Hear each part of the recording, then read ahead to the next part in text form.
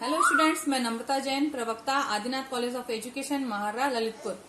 हम BEd first year की home science pedagogy की क्लास ले रहे हैं। उसमें हमने सेकंड यूनिट आहार पोषण एवं स्वास्थ्य की यूनिट में हमने पिछले वीडियो में जाना गृह प्रबंध के आवश्यक तत्व कौन कौन से हैं। सबसे पहला तत्व होता है प्लानिंग, नियोजन। दूसरा तत्व होता है हमारा नियंत्रण, कंट्रोल। इन दो तत्वों के बारे में हम पिछले वीडियो में डिस्कस कर चुके हैं। अब हमारा तीसरा तत्व, महत्वपूर्ण तत्व आता है मूल्यांकन या कि इवेल्युएशन। इवेल्युएशन क्या है? यानी कि हम किसी भी कार्य को करते हैं तो हमने क्या सही किया है, क्या हमने उचित और उसमें अनुचित है, क्या सही गलत है, क्या वो उस कार्य की करने की आवश्यकता थी या नहीं थी, जो भी उसका इम्पोर्टेंस है या उसकी जो जरूरत नहीं है वहां पे। तो ये इन सब चीजों के बारे में हम सही और गलत की जांच है जो हम वो मूल्यांकन के द्वारा करते हैं। तो गृह प्रबंध का जो तीसरा तत्व है वो मूल्यांकन है। पूर्व नियोजन के अनुसार किए गए कार्यों की सफलता व असफलता, उचित व अनुचित के निर्णय करने का कार्य जो है वो हमारा मूल्यांकन कहलाता है। मूल्यांकन द्वारा पहले की जा चुकी गतिविधियों की जानकारी प्राप्त की जा सकती है और भविष्य में इस तरीके की गलती जो दोबारा ना हो इसका ध्यान रखा जा सकता है। यानी कि किसी भी क्षेत्र में हमारा जो मूल्यांकन है वो हमें बहुत ज्यादा जरूरी है कि हमने क्या हमें एक सही जो फीडबैक है वो हमें मूल्यांकन के द्वारा ही प्राप्त होता है कि हमने क्या क्या गलती की है और अब हम उन गलतियों को ना दोहरा सकें। इसीलिए हमें हर एक क्षेत्र में हर एक कदम में स्व मूल्यांकन जरूरी है और साथ साथ हमें पर मूल्यांकन भी उतना ही जरूरी है। तो अब हमने देखा कि गृह प्रबंध के जो तत्व हैं उसमें हमें मूल्यांकन की भी उतनी ही जरूरत है जितनी की नियंत्रण और नियोजन की। उसके बाद हम देखते हैं हमारा जो चतुर्थ चरण है जो कि बहुत ज्यादा जरूरी भी है, वो है हमारा पृष्ठ पोषण। उपयुक्त के आधार पर वांछित सुधार एवं परिवर्तन हेतु पृष्ठ पोषण किया जाता है, जिससे गृह प्रबंध में आवश्यकता अनुसार प्रवाह बना रहता है। यानी कि जो भी हमने सुधार अब होने हैं उसमें हमारे गृह प्रबंध में उसको हम पृष्ठ पोषण या फीडबैक के द्वारा सुधार लेते हैं। अब हमारा एक बहुत ही महत्वपूर्ण पड़ाव है जो वो गृह प्रबंध के साथ में जुड़ता है, वो है हमारा पारिवारिक बजट बनाना। यानी कि बजट बनाने की क्या जरूरत है?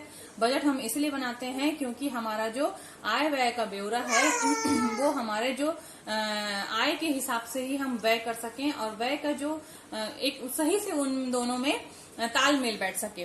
तो ये एक ऐसा पत्र है जो कि परिवार एक व्यापारिक केंद्र के समान है, जहां परिवार के प्रत्येक सदस्य की आवश्यकताओं की पूर्ति की जाती है।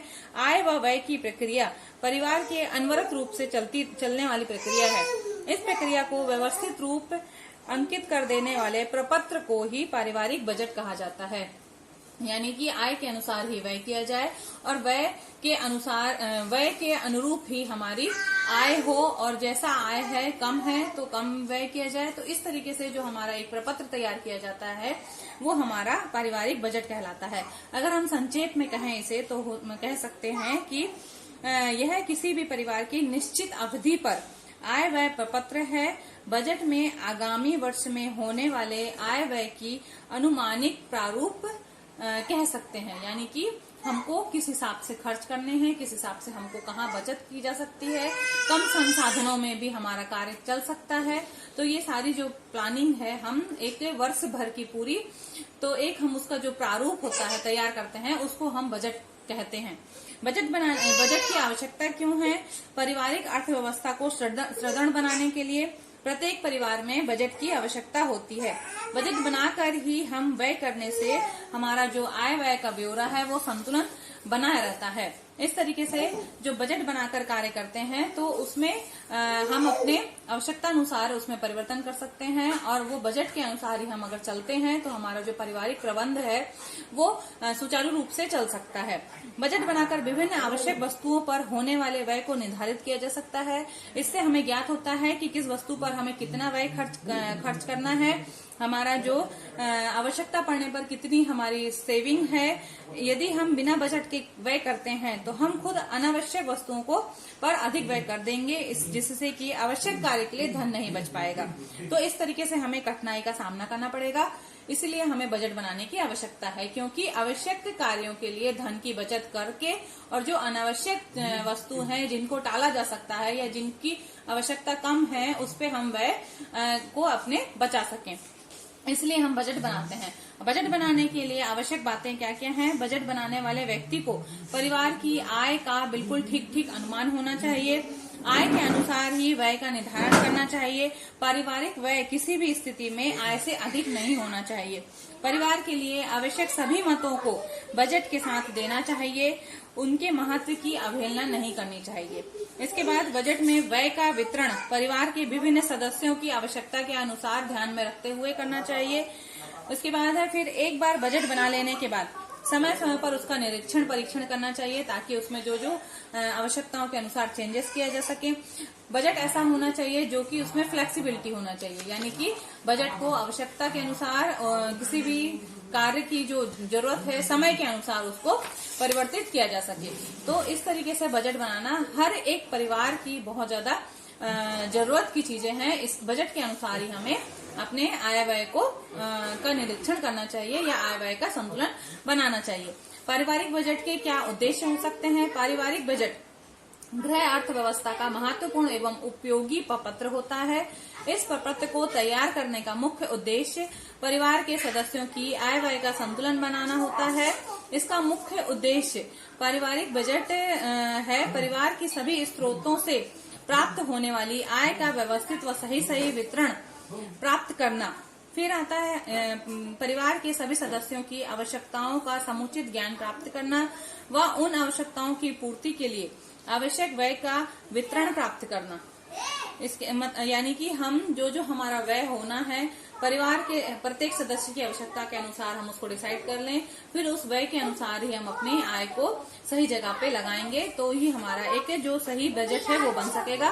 परिवार के आय व्यय के अनुपात को ज्ञात करना, इस आधार पर रहन सहन के स्तर पर उन्नत बनाने के उपाय सोचने होंगे। यानी कि हम अपने स्तर को जो हमारा स्टेटस है हम उसको सही रख सकते हैं अगर हमने आय व्यय के अनुपात में ही बजट बनाया या उसमें ही हमने पैसे खर्च किए।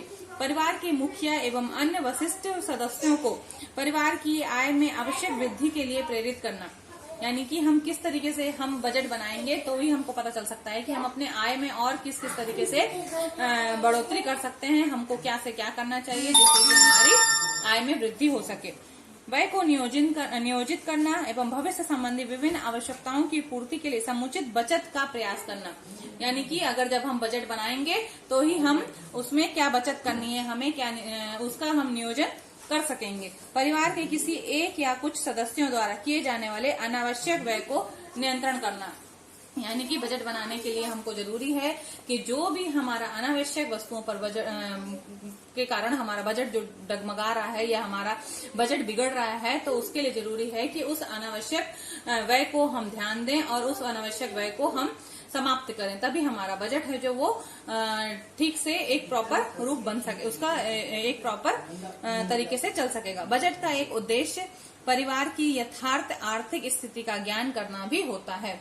यानी कि हमको जब अपनी पारिवारिक स्थिति का ज्ञान होगा तो ही हम उसके अनुसार ही बजट बना सकते हैं, उसके अनुसार ही हम प्लानिंग कर सकते हैं, उसमें हम चेंजेस कर सकते हैं, प्रत्येक सदस्यों की आवश्यकताओं का ध्यान रख सकते हैं और कम संसाधन में हम अधिक से अधिक उपयोगी वस्तुओं का क्रय विक्रय कर सकते हैं। और इस तरीके से हम अपने भविष्य के लिए कुछ अच्छी एक मोटी रकम को या हम अपनी धन अर्थव्यवस्था को सुरक्षित रख सकते हैं। इस तरीके से हमने आज देखा कि गृह व्यवस्था क्या होती है, गृह व्यवस्था में बजट और नियोजन का क्या महत्व है। इसके बाद हम अपनी सेकंड यूनिट है हमारी वो कंप्लीट होती है। धन्यवाद।